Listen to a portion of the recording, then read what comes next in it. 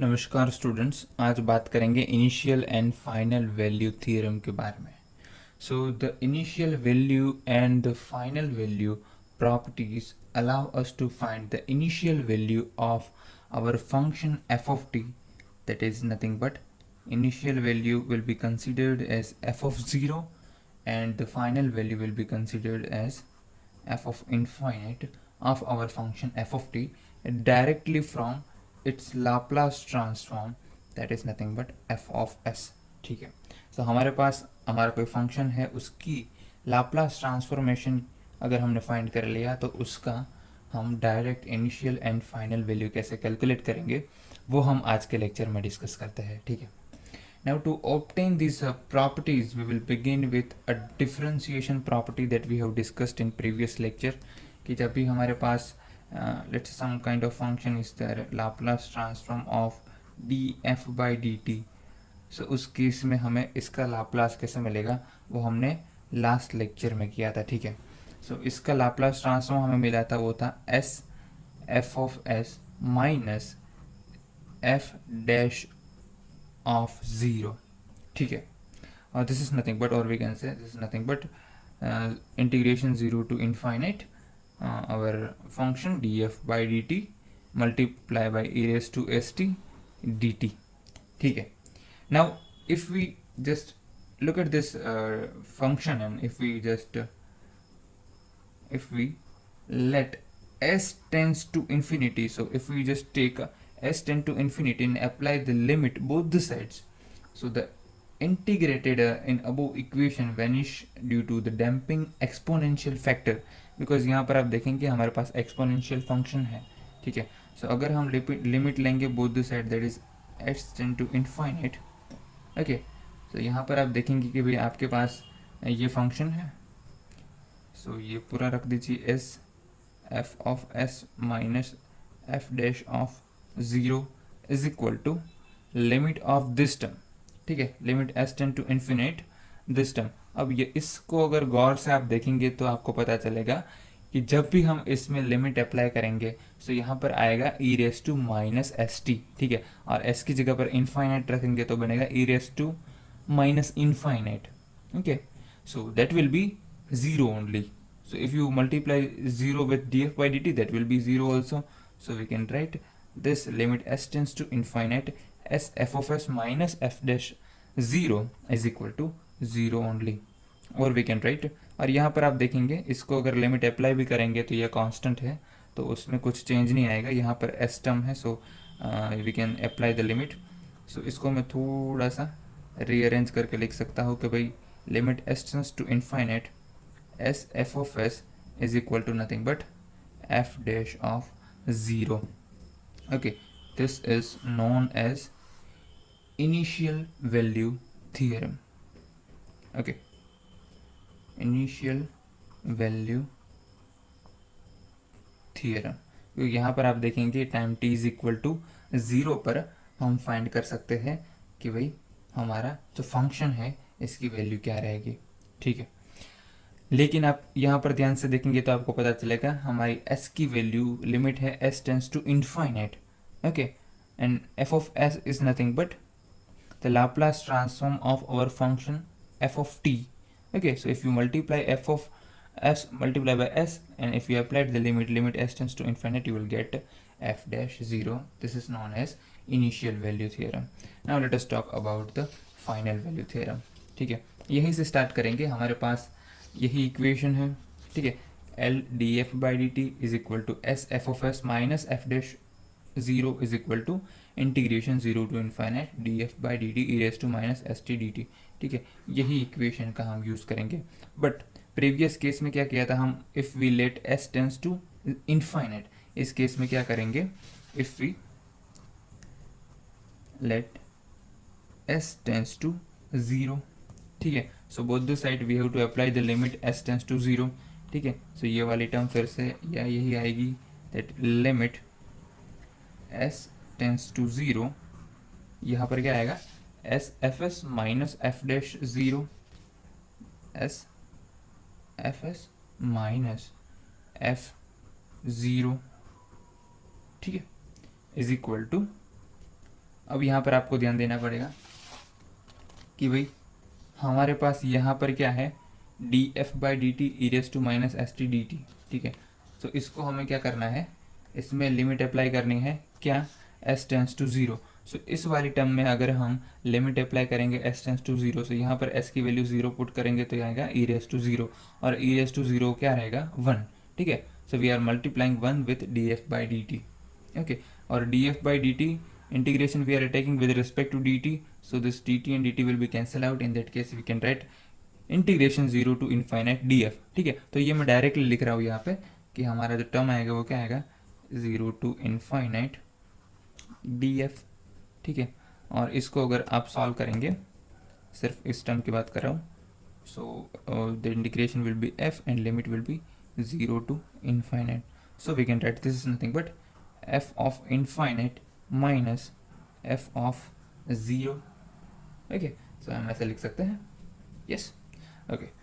अब यहाँ पर देखेंगे तो लिमिट यहाँ पर अप्लाई करेंगे, तो यहाँ पर एफ एस वाली कोई टर्म है नहीं, तो ये कांस्टेंट रहेगा, और इसको हम लिमिट अप्लाई करने की ज़रूरत नहीं है, सो वी कैन। और राइट हैंड साइड में भी देखेंगे तो एफ ऑफ ओ है यहाँ पर एफ ज़ीरो, सो ये और ये कैंसिल हो जाएगा, so we can write F of infinite is nothing but is equal to limit s tends to 0 as f of s, okay।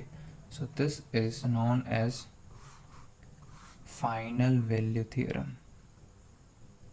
तो किसी भी फंक्शन है आपके पास और उसकी final value f of infinite की वैल्यू फाइंड करनी है, सो हम कैसे करेंगे, limit s tends to 0 s into F of S, again F of S is nothing but the Laplace transform of your F of T, okay, जो भी आपके पास function है। सो अगर आपने कंट्रोल सिस्टम का जो हम सिलेबस है, कोर्स है, वो कंप्लीट कर रहे हैं, उसमें हमने स्टडी स्टेट एरर के बारे में बात की थी, तब हमने फाइनल वैल्यू यूज़ की थी कि भाई हमारे पास अगर कोई सिस्टम है, उसको स्टेप या फिर रैंप या तो पैराबोलिक इनपुट अप्लाई करते हैं, उस केस में टाइप 1, टाइप 0 और टाइप 2 की जो सिस्टम है, उस केस में उसकी स्टेडी स्टेट एरर की वैल्यू क्या रहेगी। अभी मैं स्टेडी स्टेट की बात कर रहा हूँ, इट मीन्स कि आफ्टर इनफाइनाइट टाइम उसकी एरर की वैल्यू क्या रहेगी, तब हमने फाइनल वैल्यू थ्योरम का यूज़ किया था, ठीक है। So this is one of the application of final value theorem. अभी फाइनल वैल्यू थ्योरम की अगर मैं बात करूँ तो वो हम किसी भी जगह पर यूज़ नहीं कर सकते, we have to follow certain rules before applying final value theorem, ठीक है। इनिशियल वैल्यू के थ्योरम में कोई ऐसा रूल हमें ध्यान में नहीं रखना है, लेकिन जब भी फाइनल वैल्यू थ्योरम की बात करें, हमें नोट्स बना लीजिए कि ये वाले रूल है, उसको याद रखने पड़ेंगे कि कहाँ पर हम फाइनल वैल्यू थ्योरम को अप्लाई कर सकते हैं। So in order for the final value theorem to hold all the poles of our function, so all poles of our function, Laplace transformation of the function, that is nothing but f of x, must be located at left hand side of s plane, ठीक है। सो वो सारे हमारे poles है वो कहाँ होने चाहिए, हमारा जो इमेजिनरी एक्सिस है उसके लेफ्ट हैंड साइड में होने चाहिए, ओके। सो लेट्स से हमारे पास ये हमारे रियल एक्सिस है, ये इमेजिनरी एक्सिस है, तो हमारे सारे पोल्स है वो लेफ्ट हैंड साइड में होने चाहिए। इसका मतलब क्या हुआ, सो फर्स्ट कंडीशन क्या बनेगी, और pole must be having negative real part, okay. So it should have negative real part, okay. और दूसरी चीज़ क्या पता चली हमें, one exception is there.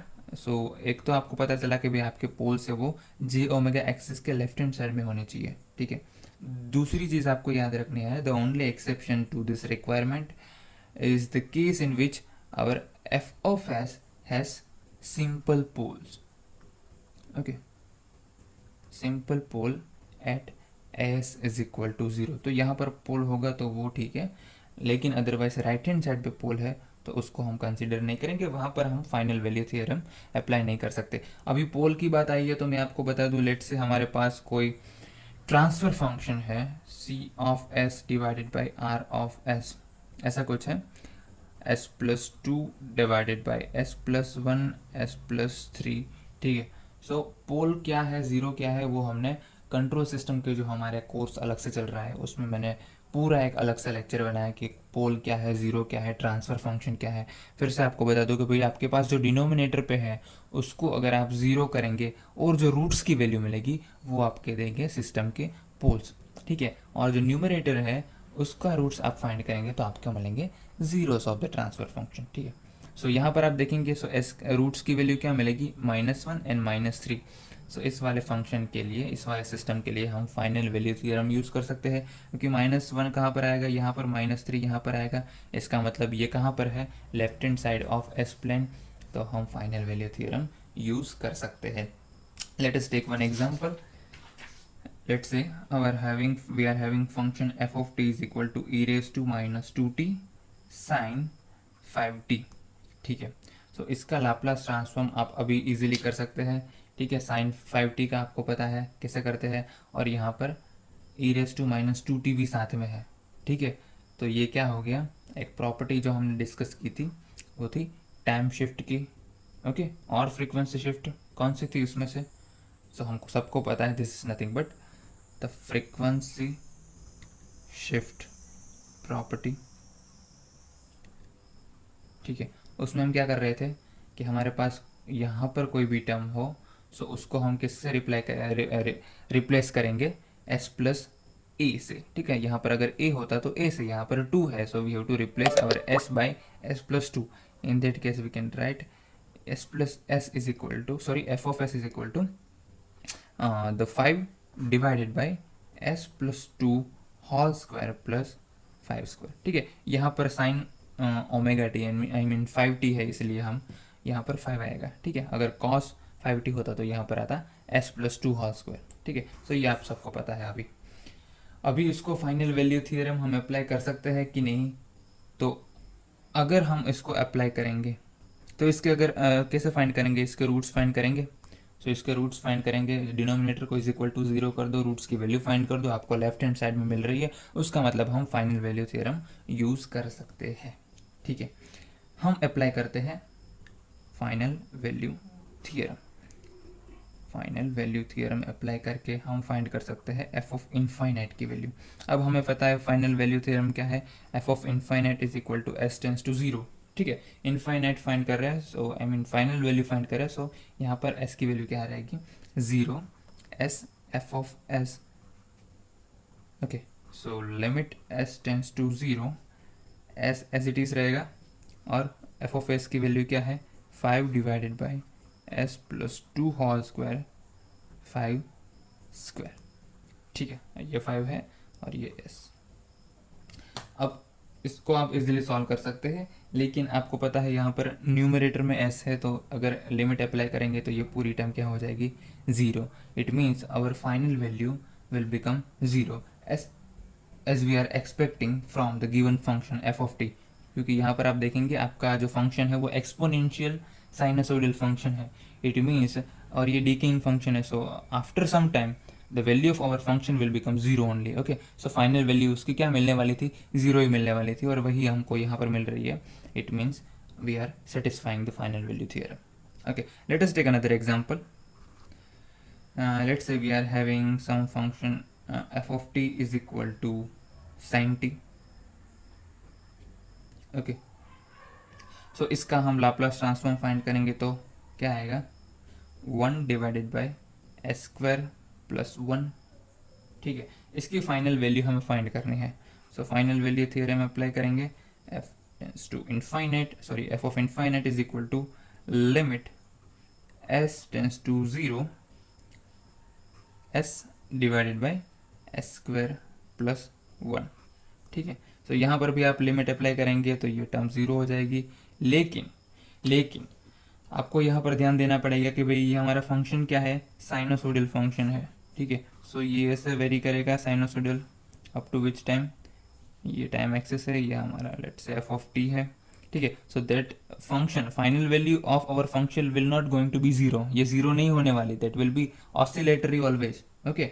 So this is incorrect because our function f of t is equal to sin t will oscillate between, let's say this magnitude is plus 1 and minus 1 and does not have a limit as t tends to infinity, okay. So therefore the final value theorem cannot be used to find the final value of f of t is equal to sin t, because we can say if we find out the values of our poles, ठीक है, सो इसके poles की value find करेंगे S square plus one is equal to zero, so S square is equal to minus one, so S one and S two will be, यहाँ पर negative है सो क्या मिलेगा प्लस और माइनस जे, ठीक है।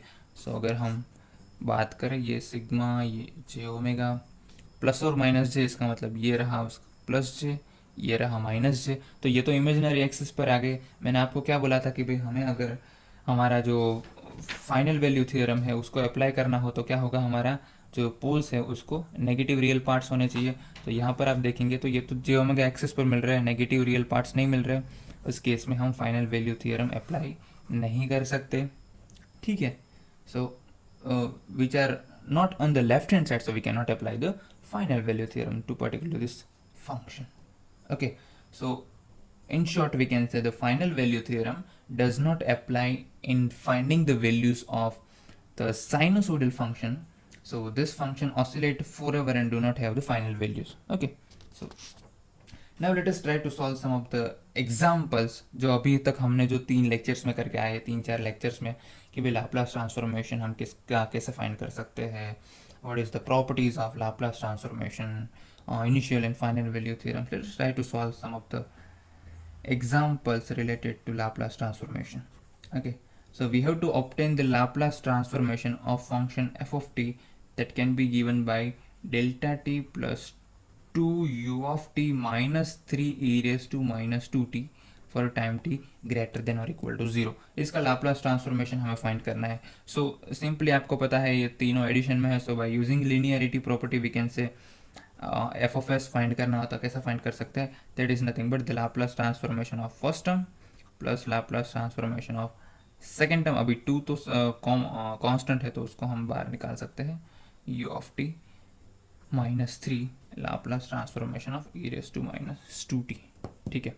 अब ध्यान दीजिए यहाँ पर ये वाला फंक्शन है दैट इज इम्पल्स फंक्शन, ठीक है। यहाँ पर आपको दिखाई देगा यूनिट स्टेप फंक्शन और यहाँ पर आपको दिखाई देगा एक्सपोनेंशियल फंक्शन, और इन तीनों का लाप्लास ट्रांसफॉर्मेशन आपको पता है, ये हम ऑलरेडी करके आए हैं। सो इसका लाप्लास ट्रांसफॉर्मेशन होगा 1 plus 2 as it is, u of t का क्या रहेगा 1 डिवाइडेड बाई एस, ठीक है, minus 3 as it is, e raise to minus 2t का क्या होगा 1 divided by S plus 2। Okay, so Laplace transformation of e raise to minus 80 will be 1 divided by S plus a, ठीक है। सो इसका आप use कर सकते हैं यहाँ पर। सो इसको अगर आप सॉल्व करेंगे तो फाइनल आंसर मिलेगा S square plus S plus 4 divided by S S plus 2। Okay, so this will be the answer. Okay, एक और एग्जांपल सॉल्व करते हैं। We have to determine, let's this equation, example number 1 2। हमें बोला है कि भाई we have to determine the Laplace transformation of the function that is given by T square sine 2t u of t, ठीक है। Same जो properties हम अब तक करके आए हैं उसका ही यूज करके हमें फाइंड करना है कि लाप्लास ट्रांसफॉर्मेशन क्या रहेगा। अभी हमें पता है, लेट अस से साइन 2t, सबसे पहले बात करें इसकी। Okay, so we know that Laplace transformation of sine 2t is nothing but, अभी थोड़ी समय पहले हमने किया कि भाई वो क्या आएगा 2 divided by s square plus 2 square, ठीक है। अभी सेम हमारे पास फंक्शन क्या है, we have to use one of the properties. So हमारे पास यहाँ पर है टी स्क्वायर साइन 2t, ठीक है। यहाँ पर सिर्फ साइन 2t नहीं है लेकिन टी स्क्वायर साइन 2t है। सो ये वाली प्रॉपर्टीज क्या हुई, फ्रीक्वेंसी डिफरेंशिएशन, ठीक है। सो उस वाली प्रॉपर्टीज में हम क्या कर रहे थे, एफ ऑफ एस की वैल्यू अगर हमें फाइंड करनी है for T square sine 2t, so वो क्या थी, we have to write minus 1 square. यहाँ पर स्क्वायर क्यों है, क्योंकि यहाँ पर टी स्क्वायर है, यहाँ पर टी क्यूब होता तो यहाँ पर आता minus 1 cube. Okay, d square d s square, यहाँ पर सेकेंड डेरिवेटिव क्यों है, क्योंकि यहाँ पर टी स्क्वायर है। Okay, d square by d s square of what, of this term, our Laplace transformation of sine 2t। Okay, 2 divided by s square plus 4। तो इसका आप सेकेंड डेरिवेटिव फाइंड कीजिए और minus 1 square that will be 1 only, so वो answer आएगा आपका 12 S square minus 16 divided by s square plus for q. Okay, so this will be the answer. तो आप इसी तरह लाप्लास ट्रांसफॉर्मेशन के एग्जाम्पल है उसको सॉल्व कर सकते हैं. अभी जब नेक्स्ट टाइम मिलेंगे तो हम इन्वर्स लाप्लास ट्रांसफॉर्मेशन क्या है हमने ऑलरेडी डिफाइन किया है, लेकिन उसको थोड़ा इन डेप्थ में समझेंगे और उसके रिलेटेड जो एग्जाम्पल्स है उसको भी स्टडी करेंगे. ठीक है, so this is all about today's lecture. See you guys next time. Thank you so much.